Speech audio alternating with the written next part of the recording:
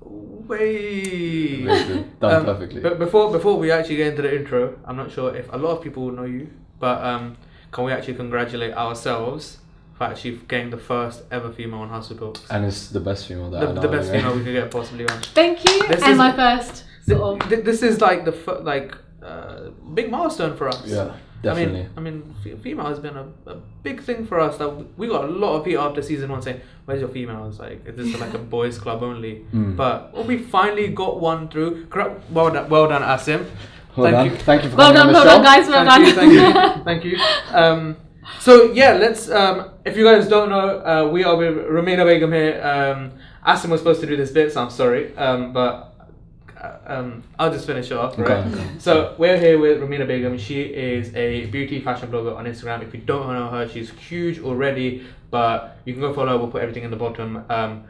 And we're gonna dive right down into who she is, what she does, and more about the blogging industry and what's changed so far, what's happening in it, and get the best perspectives on it.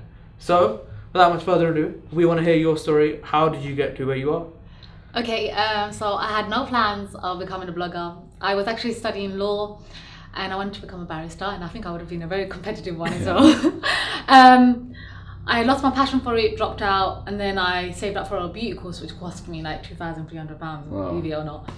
I didn't think I learned anything from it, but I started building my clientele on Instagram, and I got a following of about 10,000 people on there, but that's how I kind of like became like East London's most sought after makeup artist. No way. Oh wow, okay. Then I was just like uploading normal stuff, like, you know, when you just have a page, pictures, family videos and all of that stuff, and then my page kind of just like blew up from there. I also had one video that went viral, which was the Michael Jackson moonwalk I did. Oh really? And it was, oh my god, it was really bad because it was such a flop. People were like, people were cussing me under there. Some people were like, oh, it's actually really good. So it didn't go viral because it was good. It went viral because it wasn't. It was bad. Some people said it was good and bad. So, you know, everybody has a different perception of things. But yeah, then it just kind of blew up from there, and I was like, oh wow, I think I like this. I'm just going to carry on uploading the stuff that I'm doing. And it just blew up from there, and I just made it a full-time thing 3 years ago. Amazing. Why do you think people are following you and inspired by you? And I think definitely it's my positive energy, good vibes, and my personality that drew them to my platform. I'm always keeping it positive. I'm always sending out a good message as well. You have to in this day and age. Exactly. Everything is seen as so negative. So that's what I think that drew them to my amazing. platform. And that's why we have Rumena Begum on this podcast anyway. As soon as I met her, it was about 2-3 weeks ago. Yeah, about 2-3 you guys weeks seem ago. like you click. Like. We did. We clicked straight away. Yeah. We had Nando's, enjoyed ourselves, had some chocolates and stuff. Yeah. And He's a proper gentleman. He's a top guy, you know. He is, honestly. no, thank you. But yeah, the reason why we have her on. I have a good choice in partners, just to let you guys know. Someone else said it first time. You should be proud. Oh, thank you. Anyway, so the reason why we have her here today is because this was like the first female that I came across that was really inspirational and very positive, and just an influence to everybody that can, just in this era exactly, someone that basically can be followed and can get a lot of value from, whether it's in the makeup industry, blogging industry, or just mental health as well, because we've recorded a podcast on mental health, and I think that the environment definitely helps, especially what you listen to. And if you listen to Rumena Begum, you're just going to get positive vibes, value, and you're going to have a good laugh, and you're going to have a good time. I used to get that a lot. I think back in the day, when I say back in the day, like it's a long time ago. Like 20. But I think like almost like 2 years ago, 2.5 years ago, you know when like Snapchat wasn't dead? Right? I think a lot of the times you appeared on a lot of people's like the equivalent of Explore. Yes. I think that you were very discoverable. I think you're still just very, very discoverable. But back then, that's when it was just like, you know, you'd finish watching everyone's stories, and like all of a sudden, it was like your face would pop up. Like, oh wait, hold on a second, right? Like, is this a friend? It's like, okay, no, but and you just be like, it would always be like, hey guy, and I'm just like, okay, this energy is crazy. Yeah, right. This is too early in the morning for this sort of energy right now. But like, okay, cool. I mean, the thing is, what I gathered from it, obviously, I was a consumer of the energy that you were putting out, but I assume that there are a lot of people out there, part of your community, which is forever growing, right? Which consists of a lot of young females, correct me if I'm wrong, predominantly from the age of what, starting from 17 or even it's younger than that? So now it says before I used to like attract a lot of the younger generation. Now it's like 18 to 35. Oh, amazing. So Okay. it's Getting really to everyone expanded. now. Yeah, So it's getting to everyone. obviously, you know, a lot of these females or this community have been seeing you for some time. Yes. How have you transitioned through that time? Wow. It's been quite a journey, but it's been really good actually. Every day I'm learning something new. Every day I want to do something new with my platform. Yeah. There's loads of opportunities, 100%. The more you grow, there's more opportunities, of course. But yeah, I think I've transitioned from where I started to what I'm doing now. Like I can honestly say I am so happy with what I'm doing. I love it. It's such a passion. Alhamdulillah, and I love it, and I just want to keep going, and I want to see where life takes me. This industry has a remarkable reputation. Yes. The blogging industry, especially on social media, because you're not just on Instagram, you're across Snapchat, YouTube, you're Yes. multi-platform. But it's gained a reputation for being both great and not so great at all. Oh, 100%.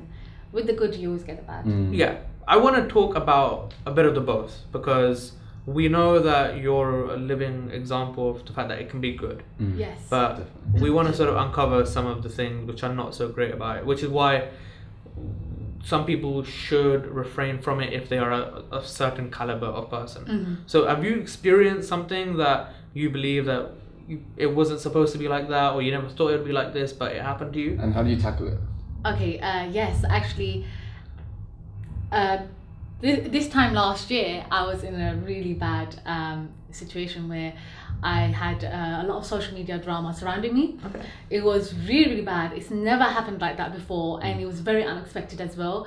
And to be honest, it's like you'll always get people trying to tear you down, drag you down. And my best advice to you is to never entertain any sort of drama. Exactly.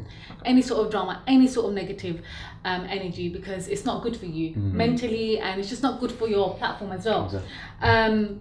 You'll have a lot of people who will make up lies and rumors, and that's perfectly normal. The bigger you get, the more hate you will receive too, but then also you'll get, you know, more love as well. Exactly. It was really bad, but I learned a lot of things from it. Like my patience and my silence said a lot, and it took me a lot further in life than if I was to retaliate. So 100% never entertain drama and retaliate. And if you're the type of person who can't take criticism or negative feedback or anything like that, then I think you should stay away from the public eye. Yeah. Because you need to really have thick skin for this. Yeah. And in this industry, I'm telling you, like, people will tear you down. Okay, so that's what I was going to actually ask. Do you think the hate and negativity currently speaks louder than the positivity and the love? I think if you pay attention to the negative stuff, it speaks volumes. Okay. And if you don't, and you're doing your own thing, then your positivity is just gonna outshine the negative. Exactly. Why do you think that there are so many people who want to emulate you, be like you, or get into the industry?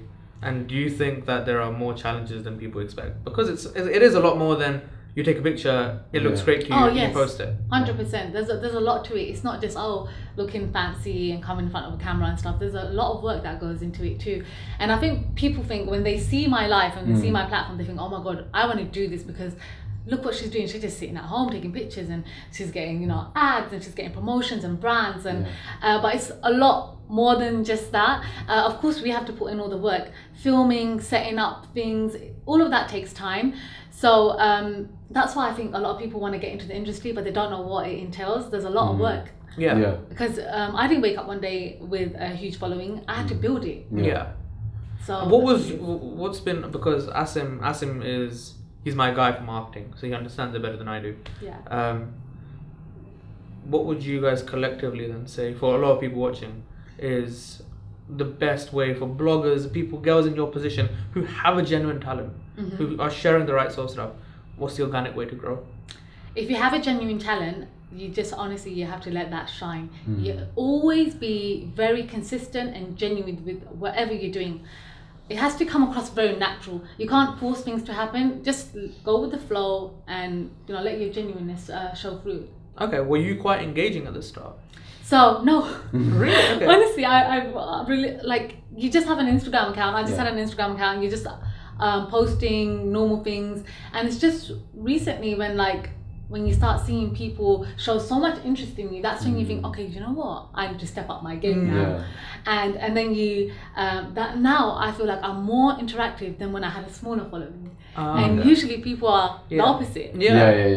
So they'd start interacting with their followers when they had a small following, and then as they get bigger, they start to lose that genuineness because they think, oh, I've reached a certain milestone, I don't need to make that much effort anymore. But that's not the case. You should make the effort all the time, and I've appreciated my followers more than I did before. That's amazing. I think it's very key, especially when you get a large following, because that's how you retain followers long term. And obviously when you build relationships with everyone as well, all they're going to do is just support you and help you out, and they're going to tackle the haters for you. I'm sure you've received those countless times when 100%. Haters come about and then your followers just, your army just go and attack literally them. Oh my god. What's the funniest thing? I know, it's usually when I do get a negative comment, because I don't want my followers to retaliate with that person, I'll just remove it, because I want to keep my platform very positive. It's always been positive, and it's going to stay like that. And in the same way, if I don't entertain that negative comment, I don't want my people to entertain the same thing. I was going to ask, there's a phrase that Asim says a lot or preaches a lot. Something about if you can't do things at a smaller stage. Oh yes. What's the phrase? If you're too big for the little things will be too big for you. Would you agree with that? I 100% agree with that. That's a really good statement. Did you make that up? No, I heard it from a book or something. From a book. It's true. I think that's your living testimony. Yeah, definitely. 100%. Like, if you're not fit to do something, honestly, don't do it. Don't go out of your way to do it as well. Do what you can manage. Literally. It's like, well, I can manage this, so that is why I'm continuing. But some people are not made for it. And it's just, I just think, just do what you should be doing, really. I was gonna actually ask, because you're at a time right now where you must get a whole lot of proposals and messages and requests. The art of saying no. How do you say no to someone? So do you know, I'm the type of person. Practice it on Asim. Okay. Asim. Give him a proposal of your new makeup line that she needs to promote, but she doesn't like it. So propose to her, this is my new makeup, and then I want to see how you would say no. Let's do like a soup run. Okay, so I don't even know how I'm gonna do this, but okay, so you come like on, man, we have right? to. Yeah. Do you want to collab with me? Alright, you look sure? at that. Can I model for you? Yeah, sure. So I'm like, but you're supposed to say no. Okay, I'm she can't say no to me. I can't. Okay, that's one thing I've struggled to do is say no. So then when the moment I can't say no, I'll be like, hey, listen, if it's something I'm interested in, I'll definitely pass it over to my management team, and they will let me know, and then we can work from there. Yeah. That's good. That's how I so do it. you just pass on and management say no. Yeah. So you use someone as a no button. But sometimes the people that I meet and I feel like I can't say no to them. Sometimes when I see the proposal and my manager sees it and stuff, then I'm like, okay, I'm interested in that. Let's work together. So it's not always the case. Like, first impressions can be wrong sometimes. So do you follow more on the path of sort of like emotion and what the person's like, or what the proposal is? I'm both. What the proposal is and what the person is like as well. So you're saying if the proposal is great but the person is just toxic, you would just be like, no. I can't deal with toxic people. I need to be around positive vibes, positive energy, positive people. Fair enough. Same with me. Yeah. Can't do toxic. I think we just fired a client because of that. This client was just doing our complete head, and it's so toxic. But then that's the best way to be. When you know something is toxic, let it go. Literally. We were just like, is this even worth the money? And then we were just like, you know what? I said to us, and it's sat down after this conference, and it just did our head in, because it's like, this guy does not understand, right? And we're like, I said, let's just get rid of him. And he goes, that's like, yeah. It's not even worth the headache. So we just called him out. We were like, look, no, you know what? We were so, I can't lie, it was one of the most cold moves that we made. It was in a group chat when we said we don't want to do work with you anymore. And you're like, yo, this is like, we should have been more professional. So we broke up over text. But it's good that you are straightforward. Yeah. You know, I always say before somebody introduces themselves, their energy introduces itself first. Yeah. Which is one of the things it's true. 100% go by. I just had lunch before meeting her, so my energy was up. Top level. We just had some good tea. We want to get into a discussion, because when we do hustle talks, we always have a discussion, and we often tailor make it to the person coming on. Obviously, we want to heavily discuss the role of women in the professional world. Yeah. You or someone that want to become a barrister, but you're still very much in the professional world because you still meet a lot of business people, you get a lot of proposals. There is an interesting debate right now. On the face value, it seems stupid, but it's the debate of whether women should have the same rights as men in the working world. Should they be better than men, equal, or less? Right? Because the interesting debate is that, of course, from the face value, it should be like, you know what, it should be equal rights for men and women at a workplace. The salary should be the same. The working privilege should be the same. The number of people in management should be the same, men and women. But then there is this overriding belief that women's skill sets are valued, but the debate is that they require more to get to work. Meaning not necessarily they require more sort of like from a natural perspective, but they have to prepare more generally as a person. Okay. Because women have to live up to a certain image according to society, men supposedly don't. And as a result, the debate is that should men and women have equal rights? Should women have better or less? So that's what we want to get into. It's a bit of a tactical one, but we want you to get into it. I got this. Fire away. Okay, so number one, I'm not a feminist. I strongly believe, okay, this is from, I'm not a religious person at all, but I do, like to get Islam. I read a lot of Islamic books and stuff. In Islam, always, men and women are equal, we just have different roles. And I believe that in society, that is the same thing as well. If a man and a woman is doing the same job, they should ideally get paid the same amount. Because why should there be discrimination if she's doing the same work as the guy? I don't think women are better than men, and I don't think men are better than women. It doesn't say anything like that. Nobody is superior, no matter what race, status, whatever it is. In that sense, I don't like the fact that, some people may see women as inferior to men or see men as inferior to women. I don't agree with that at all. And I think, women should receive the same rights as men, depending on, like what kind of jobs they're doing and all of that stuff. But there are some things that a woman can do that a man can't do, and sometimes a man can't do what a woman can do. Did I say that right? No. The man can do and woman can't. Yeah. So basically, it's like let's just think of it. I don't know. Like, let me give you an example. Like construction work, for instance, it's a male-dominant work thing. Engineering. Sometimes a woman can't do that because she's not physically as strong as a guy is. Nurturing and raising kids is what a mother, like a woman, is like good at. So sometimes a man can't do what a woman can do. So in that way, that's a different role. It's not like being unequal. It's what a woman can do or a man can do. Sort of. Can I agree?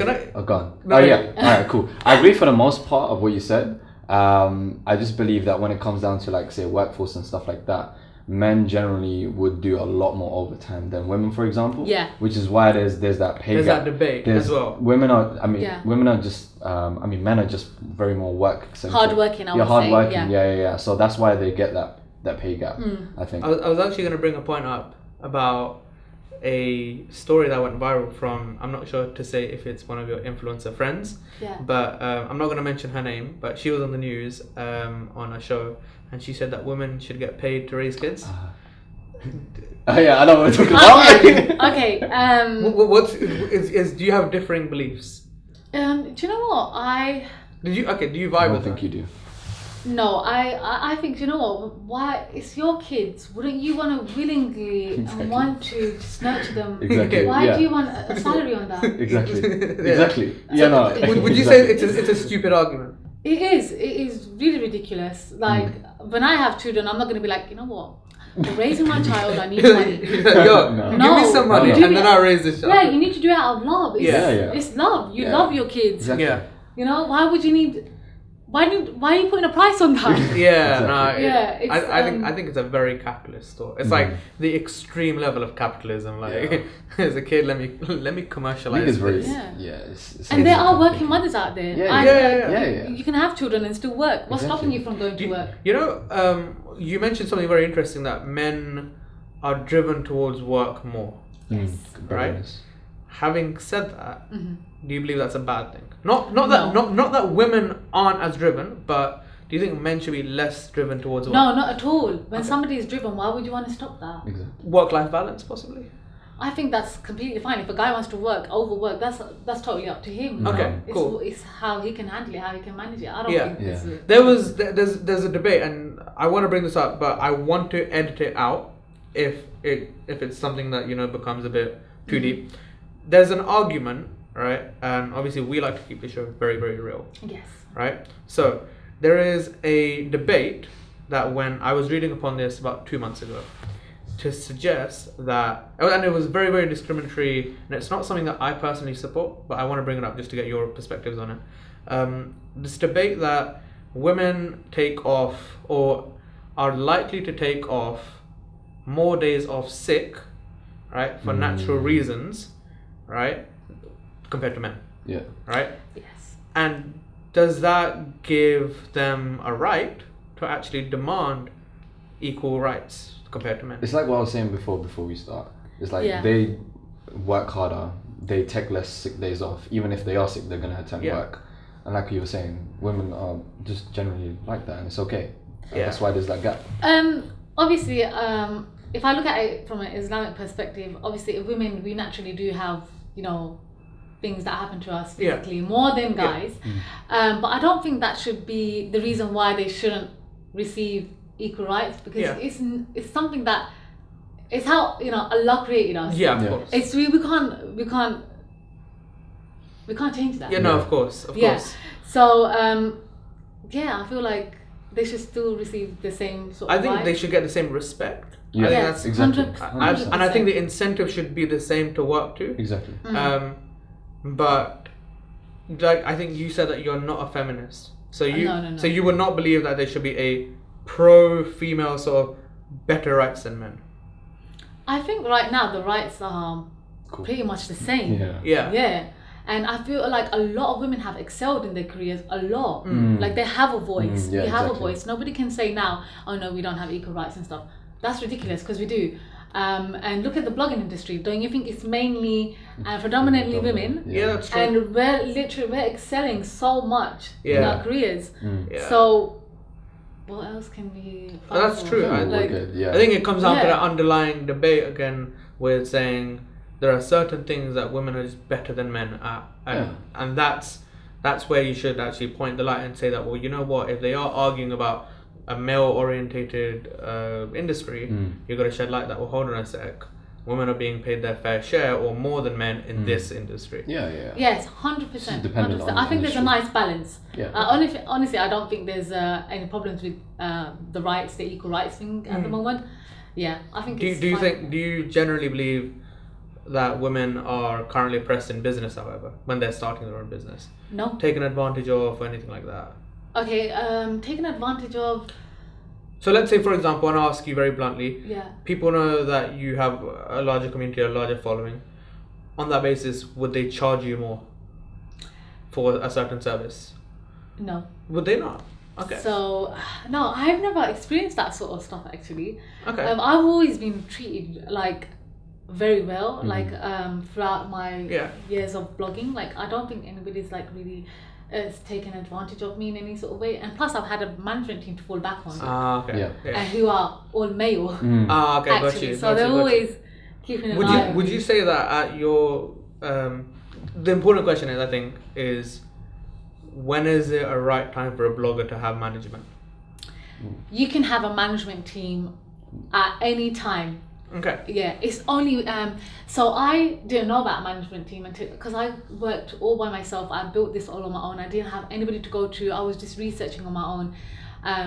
But I would advise any blogger who's just starting off, if you can get a management team, they'll always look out for you, and then they'll help you excel in your career 100%. Oh, sweet. Okay. Asim does normally the success-based questions, so Yeah, so- hit him with the success-based All right, questions. so I wanted to ask you, what do you think contributed to your success? What kind of plans do you have for the future, and what are you really excited about, maybe in your current situation and maybe the future as well? Okay, so I'm the type, I don't really look into the future too much, but at the moment I'm working on a clothing line. Every time I wear clothes, I'm telling you, it always gets sold out. So I was like, so why not? Why am I not bringing out my own clothing line now? So I want to see where that goes. I also have a very, I don't really tell anybody this, but I'm telling you guys right now. It's really so my future plan, and hopefully I live for that long, inshallah. With my page, I want to turn it into the most positive thing I can get out of it. So even after death, I want it to go on. So kind of like Sadqa Jariyah. With my platform, I'm pretty sure I can build. I want to build like hospitals and orphanages and mosques and stuff like that. Oh, sweet. Because with my platform, I'm sure that is doable. There's a lot of people who will contribute and raise funds for something like this. And I want to turn my page into like a charitable page, a place where they can come and be like, okay, you know what, I'm feeling down. I want to go onto Rumena's page, and it gives that positive energy, positive vibe. So that is one thing I really want to do before I leave the world. That's beautiful. That's beautiful. What? So that obviously, I think that answers the question, what does success mean to you? What is success would mean? That is for me, that is my end goal. That's like success. Something that for me, success is after death, if I can continue having that same positive energy and inspiring people, that for me is success. I can imagine the hopefully, God willing, 90-year-old Rumena, right, with the white hand, still be on the camera. Imagine I live up until the age of 101. That would be the most epic. And release like a moonwalk video. Oh my god, I know.